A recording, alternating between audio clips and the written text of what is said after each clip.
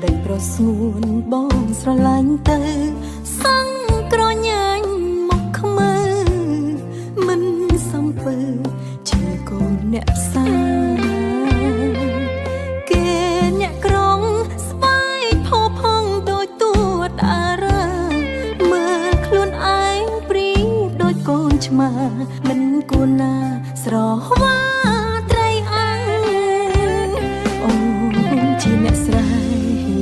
ដាក់ទុនស្នេហ៍ត្រឹមចិត្តស្មោះសរ